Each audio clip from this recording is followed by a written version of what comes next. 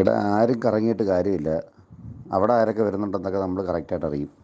അതിന് നമ്മൾ പോകേണ്ട കാര്യമൊന്നുമില്ല, വീട്ടിൽ ഇരുന്നാൽ മതി. കറക്റ്റായിട്ട് നമുക്കറിയാം അവിടേക്ക് ആര് വരുന്നു പോകുന്നുണ്ടെന്നൊക്കെ നമ്മൾ അറിയുന്നുമുണ്ട്. പറഞ്ഞ മനസ്സിലായോ? പിന്നെ കളറടിക്കും. അതിന് ആര് മുണ്ടുമൊക്കെ ചാടിയാലും കളറടിക്കും. ഈ വോയിസ് എവിടെ വേണമെങ്കിലും പൊക്കോട്ടെ. കെ ബി ഗണേഷ് കുമാർ ഗതാഗത മന്ത്രി സ്ഥാനത്ത് നിന്ന് ഒഴിയുന്നതിന് മുമ്പ് കേരളത്തിലെ ടൂറിസ്റ്റ് ബസ്സിന് കളറടിച്ചിരിക്കും. അതിനൊരു മാറ്റമില്ല. അത് ഈ പറയുന്നത് കേരള യൂത്ത് ഫ്രണ്ട് ബിയുടെ കൊല്ലം ജില്ലാ പ്രസിഡൻറ്റാണ്. ഈ വോയിസ് എവിടെ വേണമെങ്കിലും പൊക്കോട്ടെ. കെ വി ഗണേഷ് കുമാർ എന്ന് പറയുന്ന വ്യക്തിയെ പ്രതിദാനം ചെയ്യുന്ന ഒരു പാർട്ടിയുടെ യുവജന സംഘടനയുടെ ജില്ലാ പ്രസിഡൻറ്റാണ് പറയുന്നത്. കാശ് മുടക്കി വണ്ടി മേടിച്ചാൽ അവന് ഇഷ്ടപ്പെട്ട ഒരു കളറടിച്ച് വണ്ടി ഓടിക്കുക എന്നുള്ളത് എല്ലാവരുടെയും ആഗ്രഹമാണ്.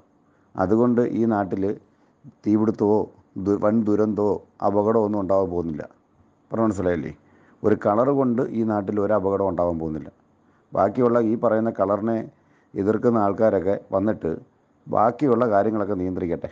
ഈ പറയുന്ന എല്ലാവരുടെയും വേണ്ടി ഇതിനകത്ത് കോരെ പ്രസംഗിക്കുന്നവരുടെ എല്ലാം വണ്ടിക്കകത്ത് ഓരോന്ന് വെച്ചിട്ടാണ് ഈ പറയുന്ന പുറമേ ഒരു വെള്ളയെക്കുറിച്ച് ന്യായീകരിക്കാൻ വരുന്നത്.